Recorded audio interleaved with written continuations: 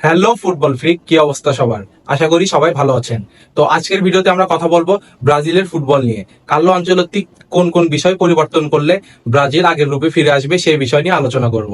তো আসুন কথা না বলে ভিডিওটি শুরু করি। তো দেখেন, কার্লো আনচেলত্তি লাস্ট যে ম্যাচ খেলছে ব্রাজিলের হয়ে কলম্বিয়ার বিপক্ষে, সরি কলম্বিয়া না, ইকুয়েডরের বিপক্ষে, এই ম্যাচটিতে কিন্তু আশানুরূপ ফল কিন্তু ব্রাজিল ফ্যানরা পায়নি।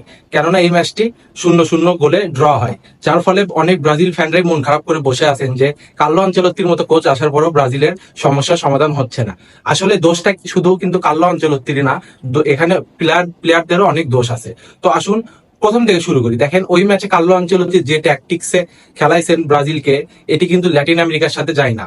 তিনি কাউন্টার অ্যাটাক বেসড ফুটবল খেলাইছেন ব্রাজিলের মতো টিমকে দিয়ে, যেটি ব্রাজিলের মতো টিমকে কিন্তু মানায়ও না।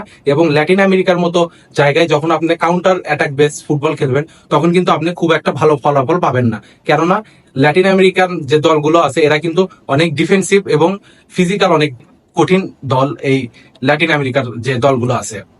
আর ব্রাজিলের ডিফেন্স নিয়ে কোনো সমস্যা ছিল না, আমার মনে হয় ডিফেন্স ভালোই করছে। জাস্ট লেফট ব্যাকে যে আছে আলেকজান্দ্রো, তাকে হয়তো তার পরিবর্তে নতুন কোনো প্লেয়ার আনা যেতে পারে। তাছাড়া রাইট ব্যাকে ফ্যান্ডারসন, মার্কিউনোস, তারপর রিবারিও, এরা মোটামুটি এদের পারফরমেন্স ঠিকই ছিল। কিন্তু মেইন সমস্যাটা ছিল কিন্তু মিডফিল্ডে। তো এই মিডফিল্ডে কে কে ছিল আগে দেখে আসি চলুন। মিডফিল্ডের লেফট সাইডে ছিল জারসন, মাঝখানে ক্যাসেমিরো এবং ডান সাইডে ব্রুনো গুইমারেস।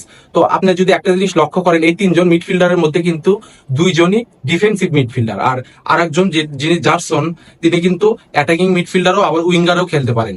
তো আপনি দেখেন যে আপনার তিনজন মিডফিল্ডারের ভিতর যখন আপনার দুইজনই ডিফেন্সিভ মিডফিল্ডার হবে এবং অপরজন যিনি কিনা খুব একটা ভালো প্লেয়ার না, ব্রাজিল লিগে খেলে, তাকে আপনি অ্যাটাকিং মিড হিসাবে ব্যবহার করবেন, তখন কিন্তু আপনার যে দলের যে ফরওয়ার্ড থাকবে তারা কিন্তু খুব একটা বলের সাপ্লাই পাবে না, এটা স্বাভাবিক। এবং সেই ম্যাচে কিন্তু আমরা এটা স্পষ্ট অভাব বুঝতে পারছি যে ব্রাজিলের মিডফিল্ড থেকে কোনো ক্রিয়েটিভ পাস তাদের ফরওয়ার্ডদের কাছে যাচ্ছে না, যে জন্য ভিনিসিয়াসদের মতো প্লেয়াররাও কিন্তু খুব একটা কিছু করতে পারছেন না।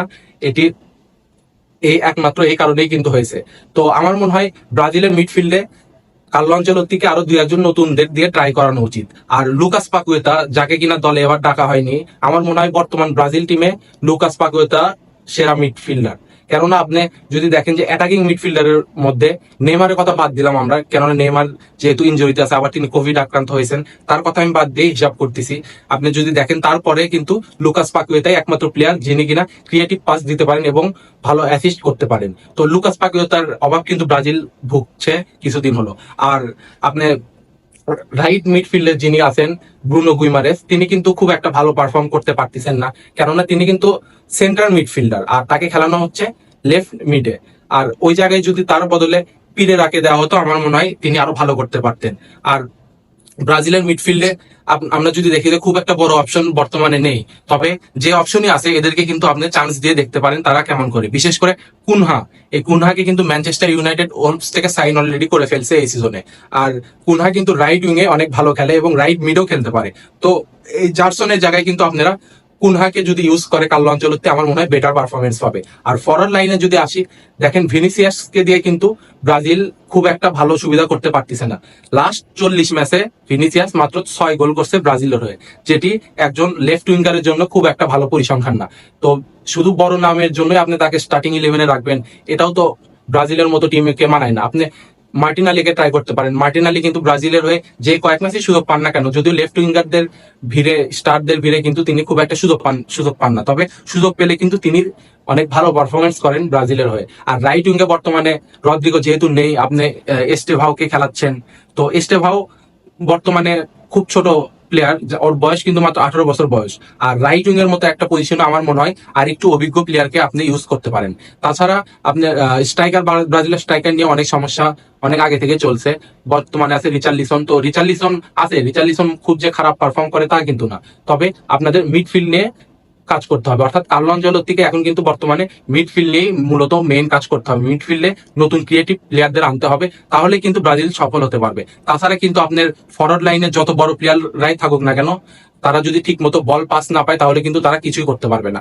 আর লেফট ব্যাকের কথায় আসি, লেফট ব্যাকে একজন ভালো প্লেয়ার দরকার। আগেকার যুগের ব্রাজিল যখন আমরা দেখতাম রাইট ব্যাক, লেফট ব্যাক, এই ফুল ব্যাকরা ছিল পৃথিবীর সবচেয়ে সেরা ফুল ব্যাক। লাইক মার্সেলো ছিল লেফট ব্যাকে, রাইট ব্যাকে ছিল দানি আলভেস, এরকম লেফট ব্যাক রাইট ব্যাক কিন্তু বর্তমানে ব্রাজিলে নেই। তবুও নতুন কিছু ফুল ব্যাক আছে ব্রাজিলের, যাদেরকে কার্লো আনচেলত্তি পরীক্ষা করতেই পারেন। যেমন বরুসিয়া ডর্টমুন্ডে খেলে ইয়ান কুতো, ইনি কিন্তু ব্রাজিলের স্কোয়াডে একবার ছিলেন, কিন্তু তারপর আর কিন্তু তার জায়গা হয়নি। আর তিনি কিন্তু রাইট ব্যাকেও খেলতে পারেন, আবার লেফট ব্যাকেও তাকে খেলানো যেতে পারে। তো আমার মনে হয় তাকে নিয়ে এসে লেফট ব্যাকে ট্রাই করানো উচিত। আর মিডফিল্ডে খুব তাড়াতাড়ি আমাদের অনেক ভালো কিছু ক্রিয়েটিভ প্লেয়ার দরকার। তো কার্লো আনচেলত্তিকে এইসব বিষয়ে মাথায় রাখতে হবে এবং এসব বিষয় নিয়ে ভবিষ্যতে আরো কাজ করতে হবে। নেক্সট ম্যাচ আছে প্যারাগুয়ের বিপক্ষে, আর এই প্যারাগুয়ে কিন্তু খুব একটা হার্ড টিম না, এর বিপক্ষে জেতা ব্রাজিলের জন্য আমার মনে হয় খুব সহজ একটি বিজয়ী ব্রাজিল জিতবে। তবে এই ম্যাচের জেতা দেখে আপনাদের খুব একটা খুশি হওয়ার কারণ নেই, কেননা বড় টিমের সাথে পড়লেই কিন্তু তখন বোঝা যাবে যে ব্রাজিলের আসল পারফরমেন্স কেমন। তো আশা করি কার্লো আনচেলত্তি এসব বিষয় নিয়ে কাজ করবেন এবং ভবিষ্যতে ব্রাজিল দলকে তার আগের রূপে ফিরিয়ে নিয়ে আসবেন।